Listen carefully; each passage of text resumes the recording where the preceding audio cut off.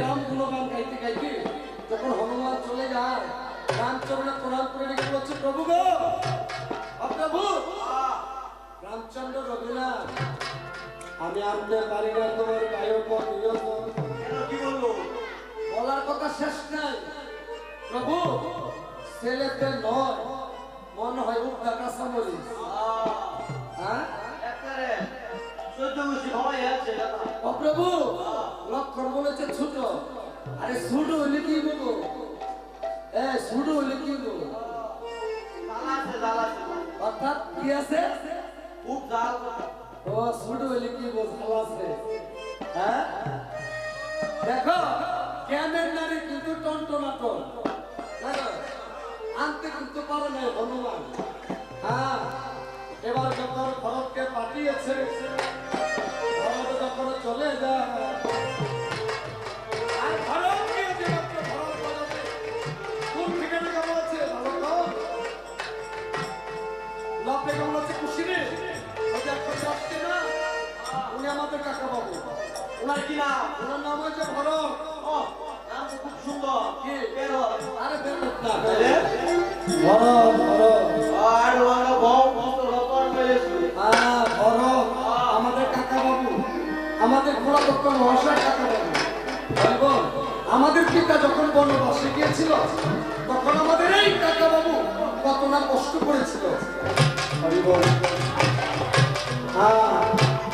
কথায় বলে যে অহংকারে পরিপূর্ণ ভরত ভরত কি ছিল অহংকারে পরিপূর্ণ যে আমার বাবা দেখবো বাবা কেমন করে না আসে হ্যাঁ কথায় কি বলে অহংকার করতে গিয়ে অহংকারে হয় তার কত না গো অহংকারে হয় তার কত অহংকার করেছিল দিগ্বিজয়ী রাজা দশানক রাবণ রাবণের একমাত্র অহংকার হয়েছে তার কত 1 লক্ষ পুত্র ছিল তার 16 লক্ষ ছিল তার নাতি কিন্তু একজন না রইল তার বংশে দিতে পারত না হরিব একজন না রইল তার বংশে দিতে পারত এটা বলেছে দূর থেকে যখন এই কথা বলা খুশি বলা বলে করছে ভরত হচ্ছে হাইরে এমন কোন পাপিষ্টি নাই হবে জন্ম নিয়েছে আমাদের পিতৃনিন্দা দেশে বিদেশে ছড়িয়ে বেড়াচ্ছে তাই ভরত আমার কোন কর্ম করিল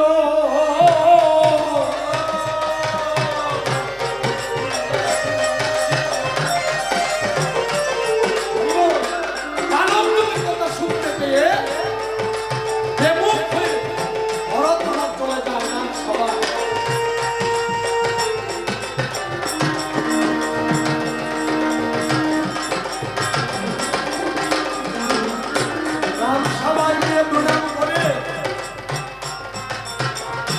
সবাইকে কেমন হচ্ছে প্রভু আমিও আনতে পারি না তোমার গায়ে রাম দেখে বলছে ভরতী কেন দাদা এ কথা বলো না ছেলেদের কথাবার্তা একটু বলো যদি একটু ভালো হতো প্রভু আমার মনে হয় একটা জন্তু তার কাঁদবে যখন থেকে বলেছে রামচন্দ্র ওরে লক্ষণ আমার ওরে ভাইরে লক্ষণ রে আমার আমার অদৃষ্টে বুঝি আর আমার কীর্তন শোনা হবে না আমার কপালে কি বুঝি আমার কীর্তন শোনা হবে না রাম যখন ক্রন্দন করছিল রাম যখন ক্রন্দন করছে রামের নিকটে ছিল বাল্মীকি মুনি যিনি রামায়ণ রচনা করেছিল ৬০,০০০ বছর আগে দেখে বলেছে রামচন্দ্র তুমি ক্রন্দন করো সুন্দর আমি এনে দেবো তোমার গায়ক তুমি আসলে এসে বসো যখন ধীরে ধীরে চলে যায় যখন ধীরে ধীরে যাচ্ছে আর এদিকে মহামুনি লবার খুশিকে দিকে বলেছে দাদু ভাই তোদের বুদ্ধির পরিচয়ে আমি সন্তুষ্ট বল আমার সঙ্গে দাদু ভাই বল আপনার সঙ্গে তো যাবো আপনার কিন্তু গোষ্ঠীর পরিচয় দিতে হবে আমার গোষ্ঠীর পরিচয় গোষ্ঠীর পরিচয় দাদু ভাই বলতো রামায়ণটা কে রচনা করেছে আপনি রচনা করছেন তোদেরকে রামায়ণটা শিখিয়েছে কে আপনি শিখিয়েছেন আমি শিখিয়েছি হ্যাঁ তবে চল দাদু ভাই অযোধ্যায় কে করবো সপ্তাহ যখন আগে আগে মহামণি যায় আর পেছনে পেছনে লবণ বসে যায়। হ্যাঁ, কেমন করে যাচ্ছে? ও ও তারা সারি সারি চলেছে গো, তারা সারি সারি চলে তারা তারা সারি সারি চলেছে গো।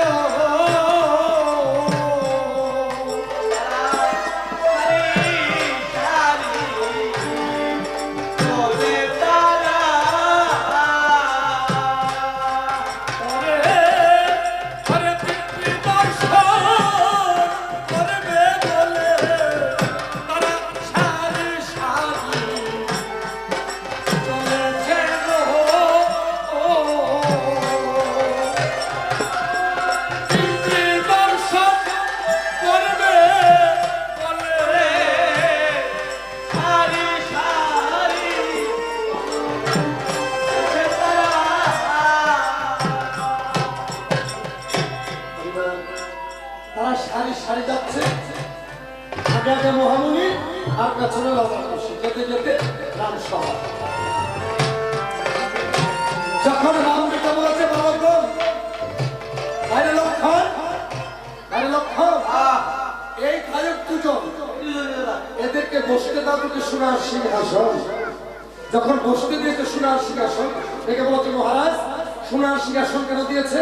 তোমাদের দুটি ভাইকে বলার জন্য বসো। আমরা বসবার জন্য? আমরা বসবো তো দূরের কথা, জীবনে যে চোখেও দেখি নাই। চোখেও দেখো নাই? না না না, তবে কালে শেষে দিয়ে দেবো, নিয়ে যাও না। একেবারে দিয়ে দেবে। একেবারে দিয়ে দেবো। এই সোনার সিংহাসন না থাই করি একটু থাই করে তুলে বেড়াবো। তোমাদের নিতে হবে না, আপনি চাকর দিয়ে দেবো। চাকর দিয়ে দেবে? হ্যাঁ। চাকর যে দিয়ে দিবে, চাকরের খাবার, চাকরের বেতন আমরা কোত্থেকে দেবো? শুনে বলো তো, চাকরের খাবার বেতনের জন্য আমি আমার রাজ্যের মধ্যে দিয়ে দেবো। তোমার দুটি ভাই উঠে বসো। দেখো রামচন্দ্রের পর্যন্ত স্বীকার করেছে রাজ্যের অর্ধেক দিয়ে দেবে লিপিবদ্ধ করে, কিন্তু লবার বসে বসে নাই সোনার সিংহাসনে। লবার বসে প্রবন্ধ ছিল প্রশাসন, মাটিতে পেতে তারা মাটিতে করিল আসন। মাটিতে বসে পড়েছে লবার বস। রাম রেখা বলছে বালকগণ, তোমরা মাটিতে বসেছো তার কি কারণ? শুনেন মহারাজ, আমরা মাটিতে বসেছি তার কি কারণ? তার কি কারণ? তবে আপনাকে একটা কথা জিজ্ঞাসা করি। বলো বলো। আপনার বাম দিকে একটা স্বর্ণ মূর্তি দেখতে পাচ্ছি, হ্যাঁ, এই স্বর্ণের মূর্তির কি কারণ? ও আমার বামের স্বর্ণের মূর্তি তার কি কারণ? কারণ লক্ষণ দেখে বলেছে রাম দাদা, আমি তোমাকে বলেছিলাম না ছেলেদের কথাবার্তা মূর্তি বালা না।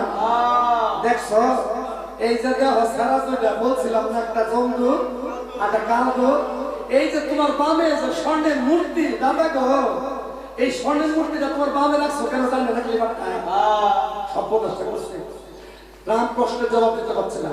রাম রেখা বলেছে বালকগণ, আমার বাবার স্বর্ণের মূর্তি তার কি কারণ? তবে শোনো, আমি যে কোনো কারণ বশত আমি আমার নিজের স্ত্রীকে দিয়েছিলাম বনবাসে, আর অশ্বমেধ করতে হলে স্বস্তিকের প্রয়োজন, অর্থাৎ নিজের স্ত্রীর হয় প্রয়োজন।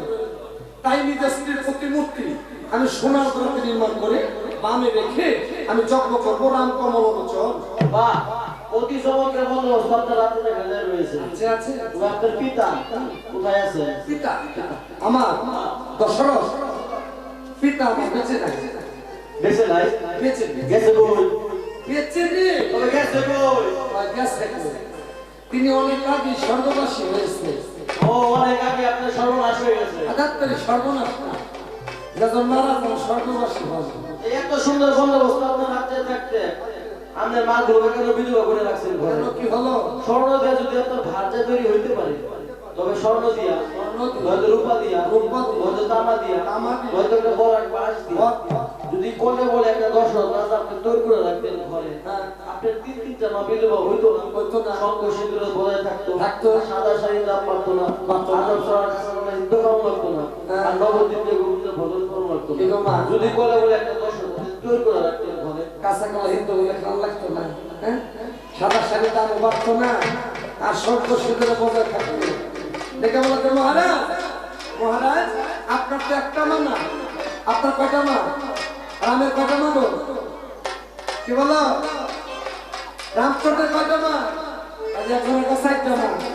চারটা না, চারটা না, চারটা না, তিনটা মা। রামচন্দ্রের তিনটা মা। কৌশল্যা, কৈকেয়ী, সুমিত্রা, তিনটা মা। তার এরকম বিধবা হতো না। হরিবল হরিবল কি শঙ্কর সুন্দরে বজায় থাকতো। রাম দেখে বলছে, বালকগণ, তোমরা গায়ক জাতি, আমার কথা বলার প্রস্ত, তোমরা কি আমাকে কীর্তন শোনাবে? কি? অগ্রগতি বলন ধর্মভূষণ। আচ্ছা, তারপর শোনায় আপনার গীত রামায়ণ। তোমরা কি জানো আমার রাজ্যে এমন জাতি আছে এক জায়গাতে রান্না করিলে 36 জাতি খেতে পারে? এটা আমাদের জানা আছে। কেমন জানা আছে? আমরা সতীর পুত্র, সতীর হাতের খাই। খাই। আমরা দেখছি ওই সঙ্গে আছে, নিজেই খাই। কোন সেন্দ্র? তোরা বলে সতী মায়ের সন্তান। দেখে বলেছে, বালকগণ, তোমরা সতীর সন্তান। তবে শুনো, সতী কিন্তু একদিন আমারও ছিল। আমার সতী যাবার কালে রন্ধনশালা রান্নাঘর সেই যে লাগিয়ে দিয়েছিল, আজ পর্যন্ত শত চেষ্টা করে কেউ খুলতে পারে নাই, কেউ খুলতে পারে নাই। আমাদের দুটি ভাগে নিয়ে চলে আমরা বলতে পারবো। খুলতে পারবি? আগে আগে যায় রাম, পেছনে পেছনে লোভার খুশি মায়ের রান্না করে নিকটে গিয়েছে। রামচন্দ্র দেখে দিয়েছে, এ ছেলে, এ ছেলে, এই গায়ের কুচি, এই যে দেখো, দেখতে পাচ্ছ? এটা হয়েছে আমার সতীর রান্নাঘর, রন্ধনশালা যাকে বলে। তাই লোভার খুশি মায়ের রান্না করে নিকটে গিয়ে হস্ত করজের করে প্রণাম করে রেখে বলছে, মাগো, তুমি যদি তোমার দরজা না খোলো, এই জগতে বিশ্ব ব্রহ্মাণ্ডে কারো সাধ্য নাই মা তোমার দরজা খুলতে পারে। তোমার দরজা তুমি খোলো না। লবার খুশি কি করলো? যখন লবার খুশি আমার মামা বলে দরজায় হাত লাগিল,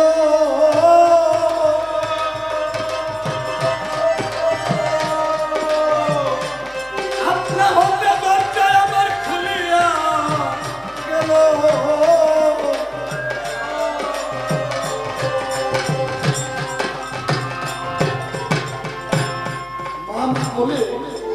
মামা বলে দরজা হাত লাগালো, আপনি হতে দরজা খুলিয়া গেল। লবার খুশি দেখতে পাচ্ছেন অন্য হতে ধুম উঠছে। লাভটাকে বলেছে, খুশি রে, দেখতে পাচ্ছিস আমার মায়ের কাণ্ড? আমার মা পিতার সেবার জন্য রান্না চলিয়েছিল, পিতার সেবা হয় নাই, জনম দুঃখিনী মা প্রসাদ প্রসাদ পাই নাই। চল ভাই, এই অন্ন আমরা খাবো না, আমরা না খেয়ে চলে যাই। বাবার খুশি না খেয়ে মামা বলতে বলতে চলে যায়। আর পেছনে রাম দেখতে পায়, রাম দেখতে পায় বাবার খুশি না খেয়ে চলে যায়। গায়ক দুটি না খেয়ে চলে যাচ্ছে। পেছনে পেছনে রাম বাচ্চাটিকে বলেছে, বলে আয় আয় তোরা খেয়ে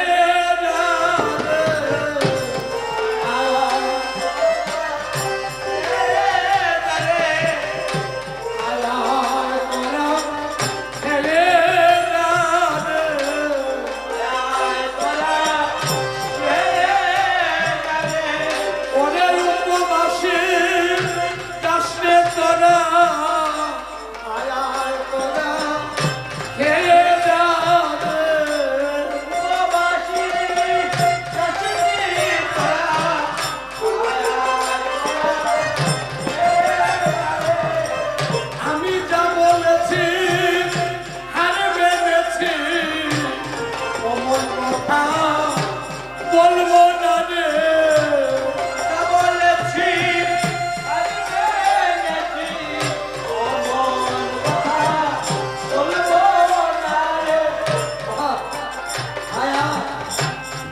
বাবা, তোর কিছু খেয়ে যা, উপবাসী যাস নাই। তারপরে লবার খুশি পুনরা গতিতে রাম নিকটে উপনীত হলো।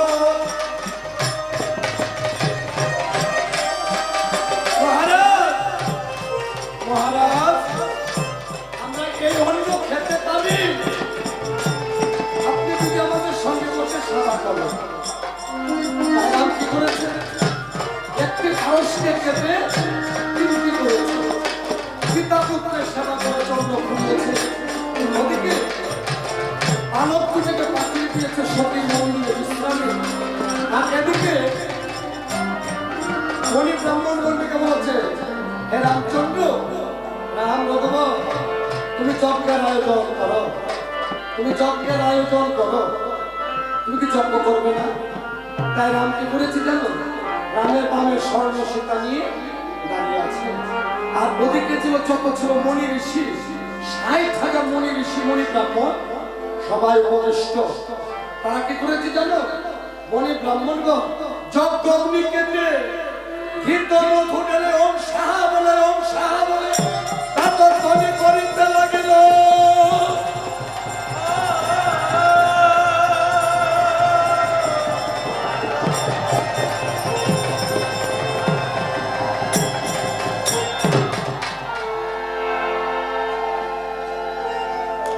হরিবল হরিবল।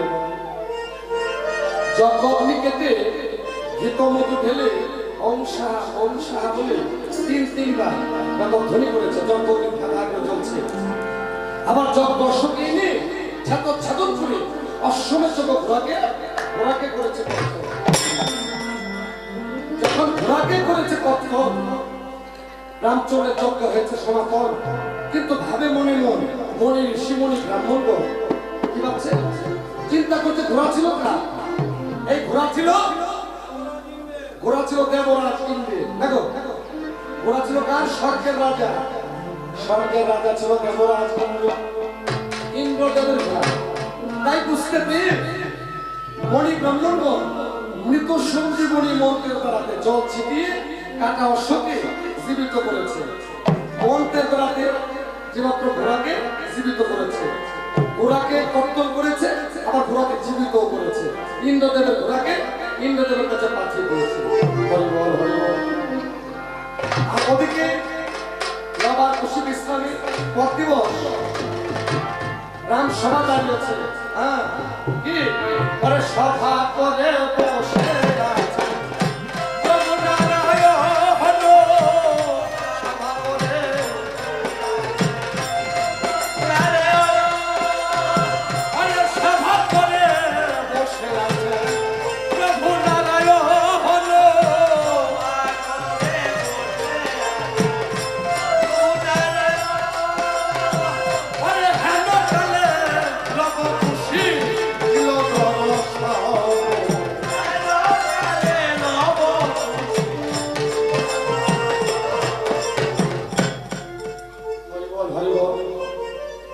সভা করে বসে আছে প্রভু নারায়ণ, আমার রাম কমলোচন। এমন সময় গায়ক প্রিয়জন দিল দর্শন। রাম রেখা বলেছে, বালকগণ তোমরা কীর্তনের করো আয়োজন, কীর্তন লবার খুশিকে বলেছে, প্রভু আমরা কীর্তন করবো বটে, একটি কথা বলবো। আচ্ছা, একটি কথা বলবো। আপনার ডান দিকে 3 জন, ওনারা আপনার কি হন শুনি? আমার ছোট ছোট ভাই। আপনার ছোট ছোট ভাই। চমৎকার। একজনের কুলে যে 2 করে সন্তান দেখা যায়, কিন্তু আপনার কি কোনো পুত্র সন্তান নেই? আমি তো আগে বলেছি 5 মাস গর্ভবতী অবস্থায় আমার সেটাকে দিয়েছি। বলে পুত্র কিন্তু কন্যা হয়েছে, আমি না দেখেছি 2 নয়নে। বাহ, পুত্র কিন্তু কন্যা আপনি না দেখেছেন মহারাজ 2 নয়নে।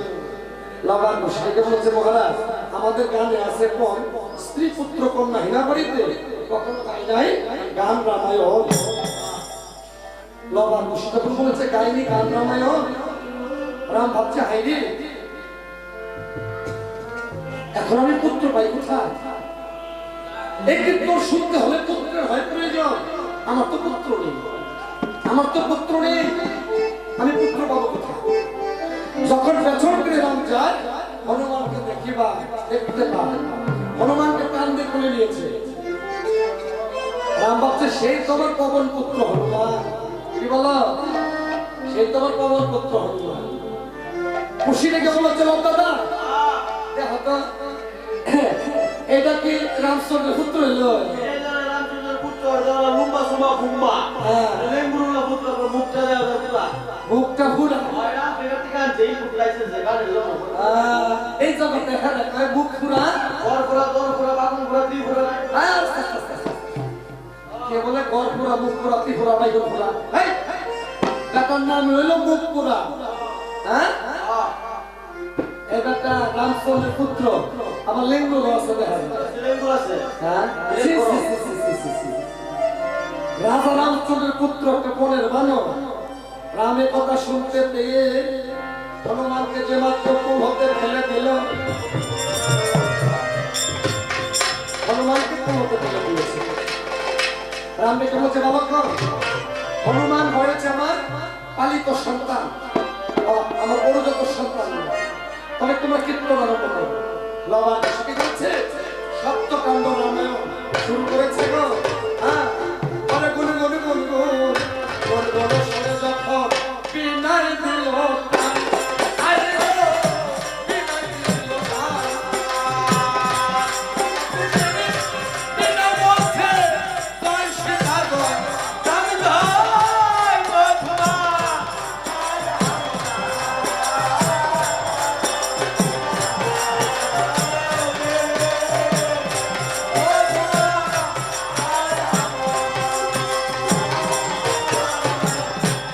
আধিকান্দে রামের বর্ণ বিবাহ সীতা, আইয়ো বিবাহ সীতা। আকাণ্ডতে সীতা দিলেন বন, আসিব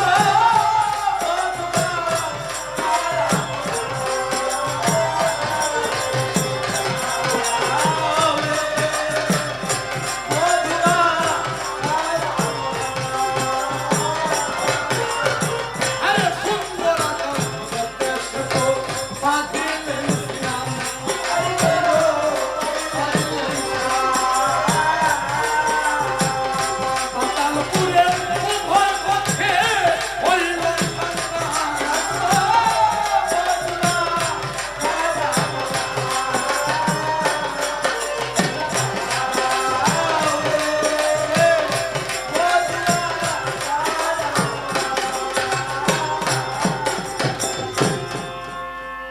রামকে বলেছে বালক আদি কাণ্ড, অযোধ্যা কাণ্ড, সুন্দরাকাণ্ড ঠিক বলেছ, কিন্তু বলতে পারো বাবা লঙ্কা কাণ্ডে কি ঘটনা হয়েছে? লবার শিখ বলছে হ্যাঁ হ্যাঁ, লঙ্কা কাণ্ডে কি ঘটনা ঘটেছিল প্রভু শুনবে? তবে শোনো, পরে লঙ্কা কাণ্ডে রাবণ ভক্ত সীতা কোথার ধারে।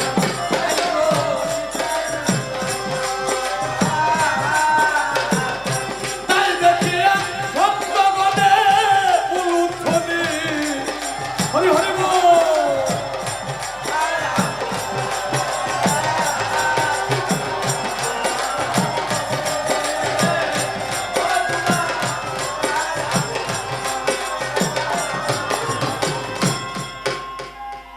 লঙ্কা কাণ্ডে কি?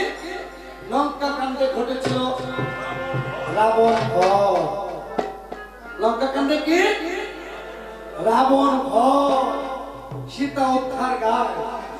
তাই শুনিয়া ভক্তগণে কি উলুধ্বনি দেয়। হরি বল হরি বল হরি হরি বল।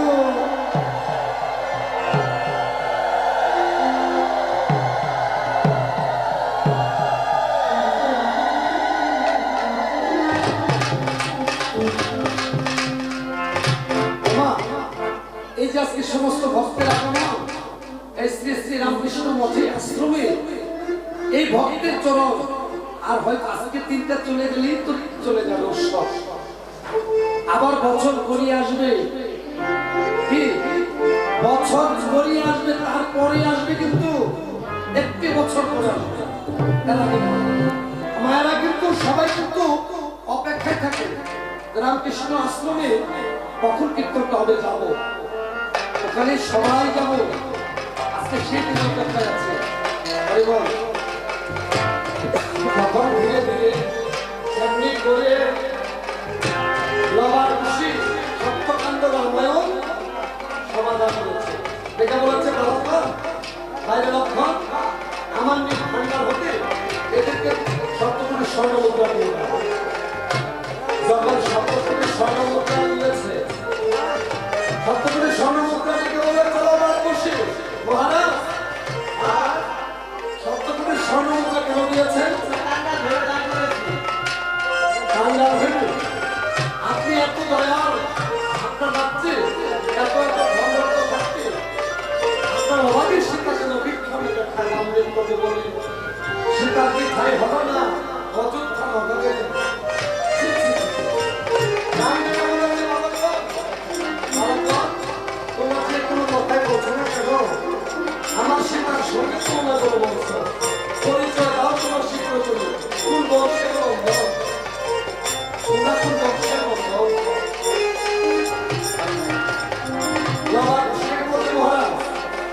চাচ্ছেন তবে শুনো। পিতা তপস্বী মতে মাতা তপস্বিনী, বাল্মীক মুনির শিষ্য হয়ে মাত্র জানি। যখন বলেছে তারা বাল্মীক মুনির শিষ্য, মহামুনির চরণে প্রণাম করে রাম কমল করিল, চরণে প্রণাম করে কহিতে লাগল, প্রভু রঘুনাথ, হে রঘুনন্দন, হে প্রভু, হে বাল্মীক প্রভুধর, এই বালক দুটি, এই দুটিকে ছেলে তোমারই শিষ্য প্রভু। মহামুনি বলছে, হে রাম, এই দুটি ছেলে আমার শিষ্য। হ্যাঁ, তবে শুনো তাদের জন্ম বৃত্তান্ত, তাদের জন্ম বৃত্তান্ত তবে শুনো। ৫ মাস গর্ভবতী সীতাকে তুমি দিয়েছিলে বনবাসে, হে রামচন্দ্র। তো যখন তুমি সীতাকে বনবাসে দিয়েছিলে তখন সীতা ছিল কয় মাস? ৫ মাস। যখন সীতাকে আমি আমার আশ্রমে ছাই দিয়েছিলাম মাকে, ওখানে চলে গেল ৫ মাস। এই হলো ১০ মাস ১০ দিন। যখন হওয়া পুরো সীতার গর্ভে জন্ম নিল যমজ নন্দন, আমি মনে মনে হইয়া সন্তোষ, বড়টার নাম রেখেছিলাম লব, আর ছোটটার নাম রেখেছি কোষ। হে রামচন্দ্র, এই বালক দুটি তোমারই পরিণত সন্তান লব আর কোষ। যখন এতদিন পর 12 বছর পর, কতদিন পর? 12 বছর পর আর রামচন্দ্র পরিচয় পেয়েছে, পুত্র পুত্র বলে রামকে বলিয়েছে। পরে আমার যুগ হালানো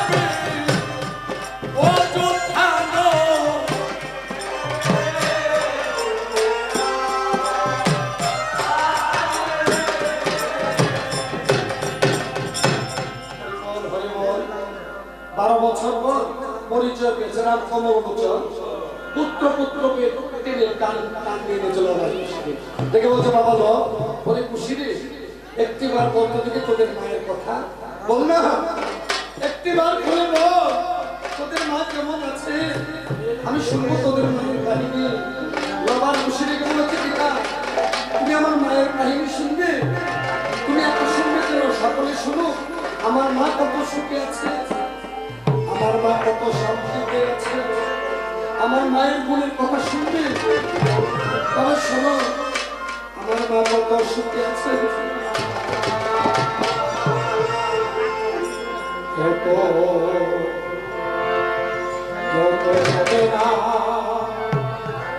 জানে না গো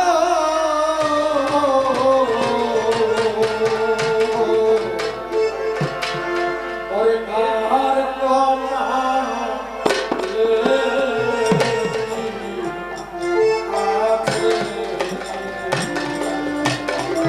কেউ তো জানে না।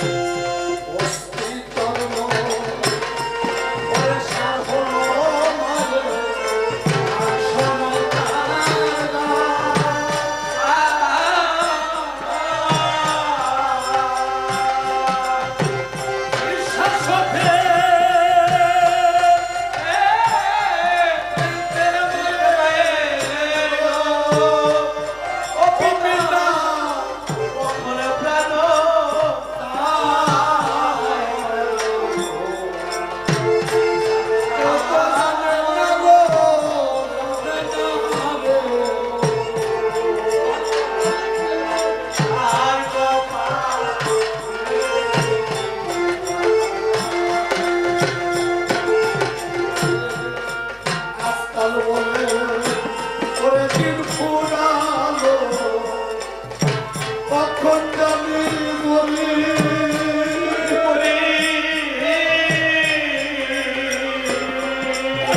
আজকাল বলে দিন ফুরালো কখন জানি বলি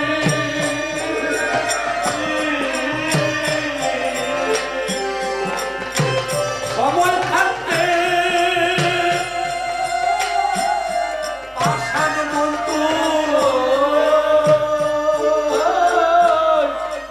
বলা হরি হরি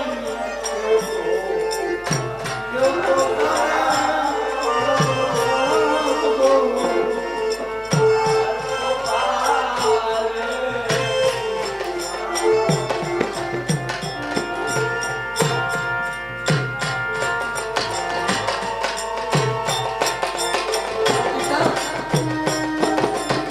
তুমি কি শুনবে আমার মায়ের আরো কাহিনী কত সুখে রেখেছো তুমি আমার মাকে তুমি রাজা হয়ে বসে আছো রাজ সিংহাসনে আমার মায়ের জায়গা হলো না একটি লাগতে ভেবেছে আমার মা বিক্ষানে ব্যথায় বাল মৃত্যু জীবনে রাম রেখা বলেছে ওরে লো আমরে বসে আর বলতে হবে না তোদের মায়ের কথা একটি ভাত তো আমাকে ভাই আমাকে বাবা বলে দাও।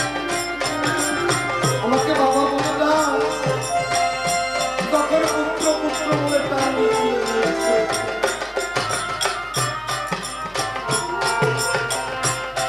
তখন পুত্র পুত্র বলে টান দিয়ে তুলে নিয়েছে 12 বছর পর রামচন্দ্র সীতার দুঃখের কথা শুনতে পেয়ে সীতার দুঃখের কথা শুনতে পেয়ে সহ্য করতে পারছে না রাম রেখে বলতে সারথি রথখানা নিয়ে চালাতো দেখি রথখানা নিয়ে সীতাকে নিয়ে আয় আমি অযোধ্যায় যখন রাম আদেশ করেছে 12 বছর পর সারথি রথ নিয়ে চলে যায় চোখের পলকে রথ ঘুরতে ঘুরতে তোকে বলে গিয়েছে তবু বলে গিয়েছে মাত্র দাঁড়িয়েছে সীতা থেকে দরজা খুলে যায় যে মাত্র সারথি দাঁড়িয়েছে দেখে পারে ভাই দেখে বলছে সারথি সারথি তুই কেন এসেছিস বল সমুদ্র হস্ত করজোর করে মায়ের চরণে প্রণাম করে মায়ের চরণে প্রণাম করে বলেছে মা আমাকে প্রভু রাম পাঠিয়েছে তোমাকে নেওয়ার জন্য উঠে পড়ো মা তুমি রথের উপরে উঠে পড়ো মা সীতা থেকে বলেছে সারথি এতদিন পরে বুঝি তোর প্রভু আমার কথা মনে পড়েছে এতদিন পরে বুঝি তোর প্রভু আমার কথা মনে পড়েছে তাই বলি কি জানিস বলে সারথি রে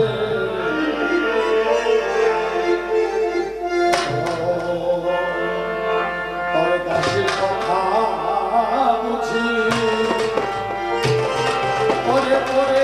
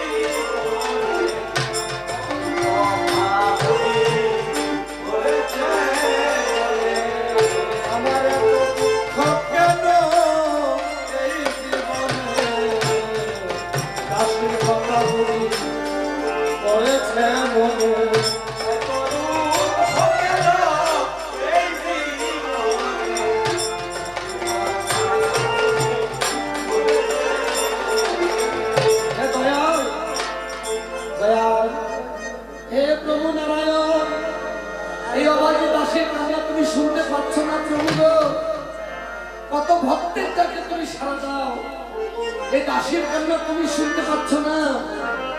কোন বা দাসে তুমি থাকো প্রভু? এই বলি কি প্রভু নদিয়া ওরে কোনবা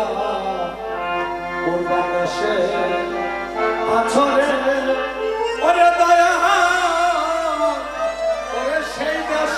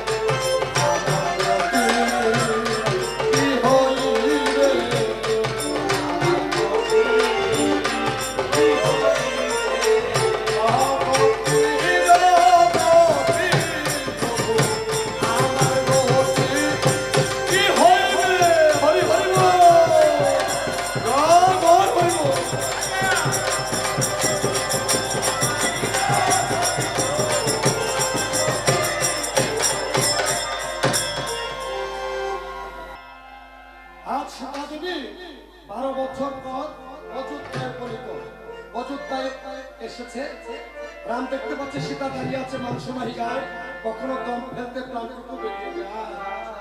রাম দেখে বলছে সীতে, সীতে 12 বছর পর তুমি এলে, তোমাকে আমি পরীক্ষা না নিয়ে তোমাকে আমার গৃহে করবো না, তোমাকে গ্রহণ। সীতা দেবী স্বামীর চরণে প্রণাম করে ডেকে বলেছে, প্রভু গো, আমাকে তুমি কতবার পরীক্ষা নেবে, আর কত পরীক্ষা দিতে হবে তোমাকে প্রভু? ছেড়ে দাও, ছেড়ে দাও প্রভু, আসতে হবে না, বারবার পরীক্ষাও দিতে হবে না প্রভু। যখন সীতা দেবী স্বামীর চরণে প্রণাম করে নয়ন জলে ভেসে যায়, সীতার এক ফোঁটা চোখের জল মাটিতে পড়েছে, মাটি ভেদ করে ধরিত্রী ভেসে গেছে। মা ধরিত্রী রাগে বশীভূত হয়ে দেখে বলেছে, মা, মা সীতে, মা সীতে, তুই কাঁদিস না, আমি আসছি, আমি আসছি, তুই আয় আমার কাছে, চলে আয়, অযোধ্যা ছেড়ে তুই আমার কাছে চলে আয়। যখন ধরিত্রী তাকে সীতা চলে যায়, আর ওদিকে লক্ষণ দেখতে পায়, লক্ষণ দেখতে পায়, দেখতে পেয়ে সীতার সঙ্গে প্রণাম করে বলতে, প্রভু, মা, ওগো মা, সত্যি সত্যি তুমি চলে যাচ্ছ না? তুমি যদি চলেই যাবে, যে দেখো কত মনি ঋষি, কত মনি ব্রাহ্মণগণ, তারা যুগল রূপ করবে দর্শন, তুমি যেও না, আমাদের অনাথ করে তুমি ছেড়ে চলে যেও না। আমি কি করব? আমি যে প্রভুর দাস, আমাকে যখন আদেশ করে আমাকে তখন তাই করতে হয়। আমি প্রভুর আদেশে তোমাকে বনবাসে দিয়েছিলাম, মাগো, আমাকে তুমি ক্ষমা করে দাও, আমাকে তুমি পুত্র জ্ঞানে ক্ষমা করে দিও। সীতা ডেকে বলেছে, লক্ষণ রে, ওরে দেবর লক্ষণ, কাঁদিস না বাবা, কাঁদিস না, এই জগতে যার কপালে দুঃখ আছে সে দুঃখ পাবেই পাবে, কারো কপালের দুঃখ কেউ খণ্ডাতে পারে না, এই জগতে কারো কপালের দুঃখ কেউ খণ্ডাতে পারে না।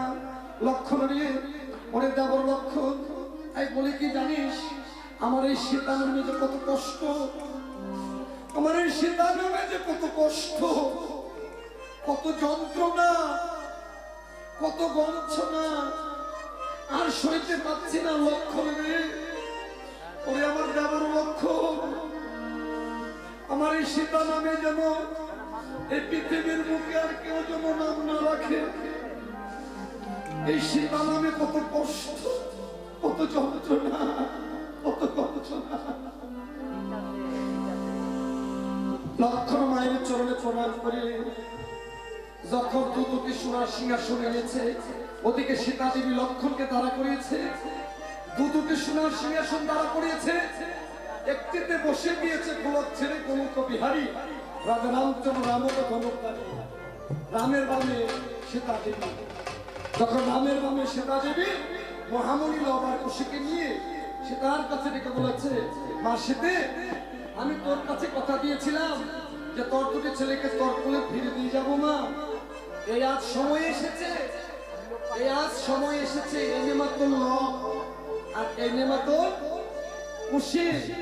ও মা, মা জানো কি, তুই ফিরে পেয়েছিস তোর দুটি ছেলে? হ্যাঁ পিতা।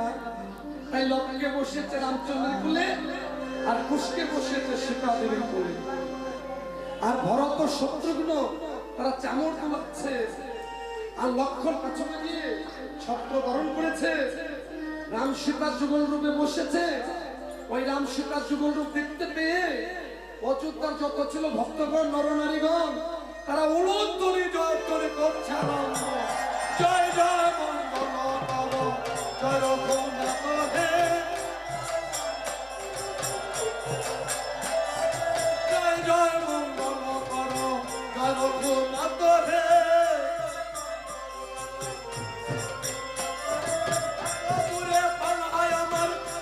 সমাপন হে,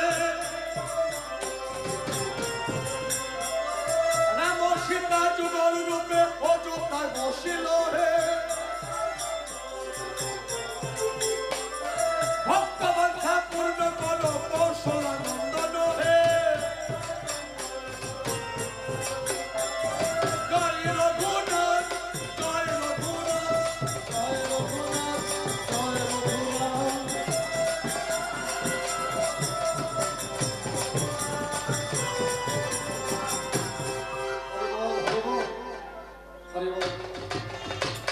জয় রঘুনাথ, জয় প্রভু রামচন্দ্রের চরণে প্রণাম। উপস্থিত আগত আমার সাধুগুরু বৈষ্ণব মা সকলগণ বৈষ্ণবগণ, আজ এই তো বেলা গড়িয়ে যায়, দিন চলে যায়, কিছুক্ষণের মধ্যে হয়তো আমরা জাতির গন্তব্যস্থানে চলে যাব। আসতে বাবা হরিবল। আপনারা কৃষ্ণ নাম রাম নাম শুনেছেন, কিন্তু মুখে কি রাম নাম বলেছেন? রাম নাম কি শ্রবণ করেছেন? মুখে কি বলেছেন? সবাই হস্ত তুলে বাহু তুলে কৃষ্ণ নাম গাইতে গাইতে আমরা জাতির গন্তব্যস্থানে চলে যাবো। একবার রাম নামে যত পাপ করে, জীবের কি সাধ্য আছে তত পাপ করে। রাম নামের এত গুণ। হরিবল। হ্যাঁ, সবাই সবাই হাত তুলে বাবা। হরে কৃষ্ণ কৃষ্ণ কৃষ্ণ কৃষ্ণ হরে হরে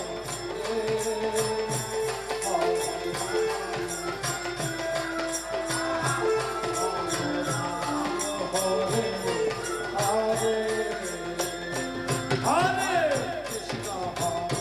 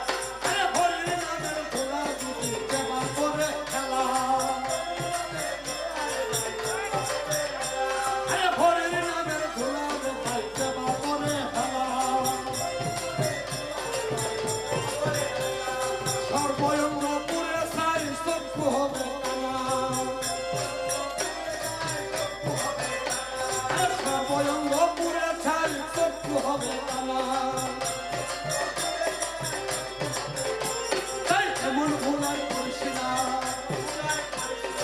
এমন ভুল আর করিস না। বাবার মাথার পাপে ছিল এমন ভুল আর করিস না। এই হরি বল হরি বল, হরি বল হরি বল। হয়ে যাবে পারের সম্মান, হরি বল হরি বল। আরে দুলোকে গোপনে ছিল হরি বল হরি বল। দুলোকে গোপনে ছিল হরি বল হরি বল। এমন আমার পাবি না রে হরি বল হরি বল। আরে এমন আমার পাবি না রে হরি বল হরি বল। আরে মধুমাতা এই হরি নাম হরি বল হরি বল। হরি বল হরি বল, হরি বল হরি বল। হয়ে যাবে পারের সম্বল, হরি বল হরি বল।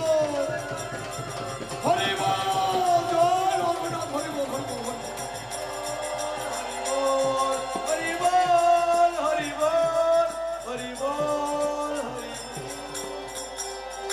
আর কৃষ্ণ কুমার হরি বল হরি বল। ও